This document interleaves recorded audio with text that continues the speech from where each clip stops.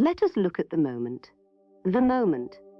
In the early summer of 2026, the astrological atmosphere suggests a critical exhaustion of conflict, marked not by enthusiastic jubilation, but by the stern necessity of realignment.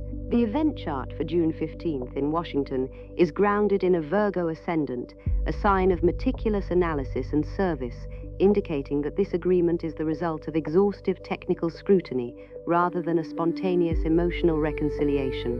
The Sun in Gemini, positioned in the 10th house of government and executive authority, emphasizes the communicative and contractual nature of the cessation of hostilities.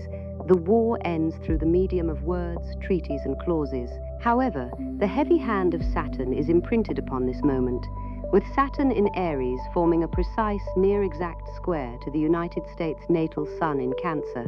The timing of this deal is dictated by the imperative of survival and the harsh limits of resources. This is not a peace born of idealism, but of mathematical necessity. The cyclic index, rising toward 889, signals a period where accumulated energies must disperse.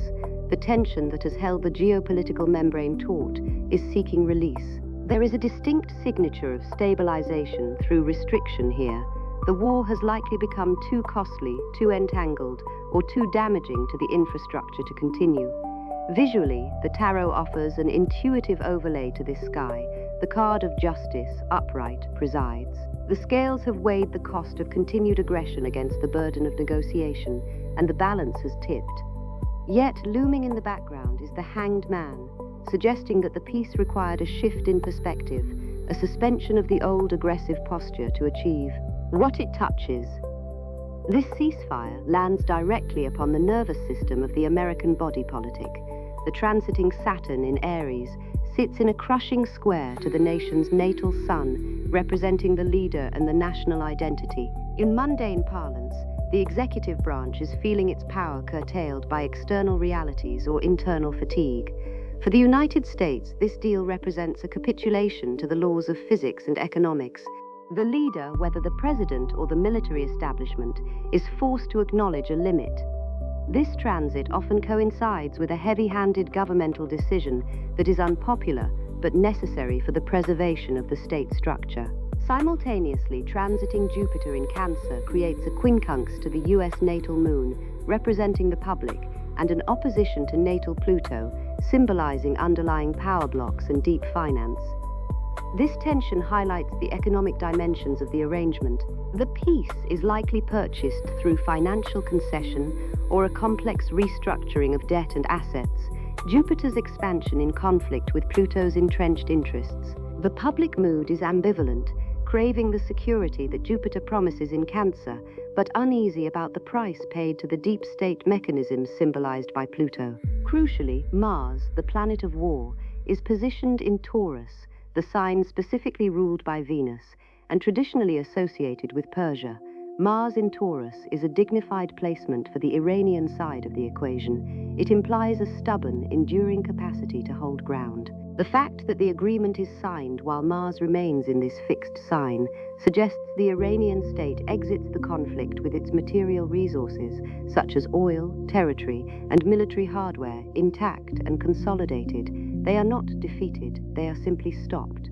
A Venus-Uranus sextile suggests the diplomatic breakthrough was sudden and perhaps experimental in nature, utilizing new technological or economic channels to bypass stalemates.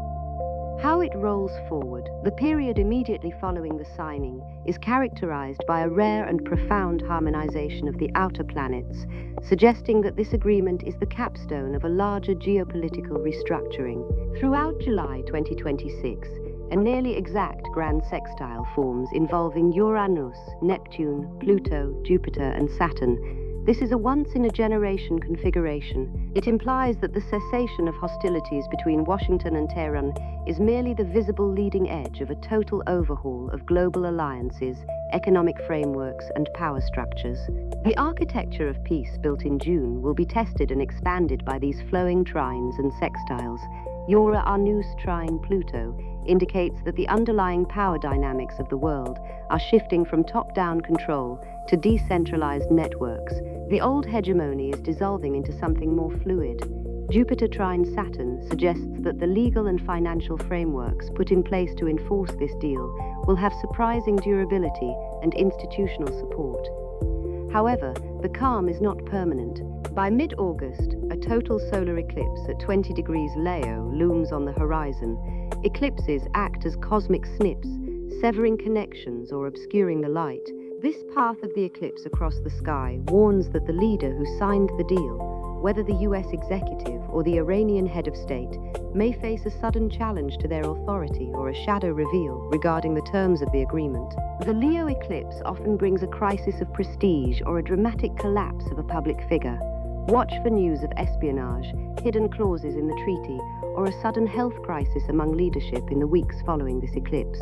The narrative arc from the spring through the autumn is one of a necessary retreat from the brink in June, followed by a rapid, almost futuristic reconfiguring of the global board in July, concluding in a dramatic expose or confrontation regarding the leadership's competency or honesty in August.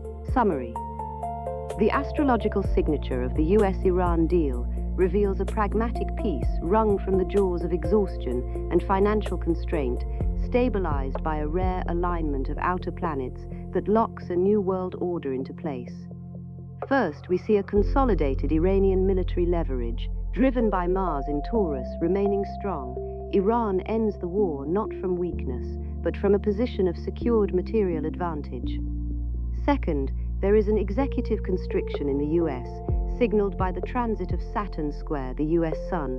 The American leadership is forced to accept peace terms by the sheer weight of political and economic reality.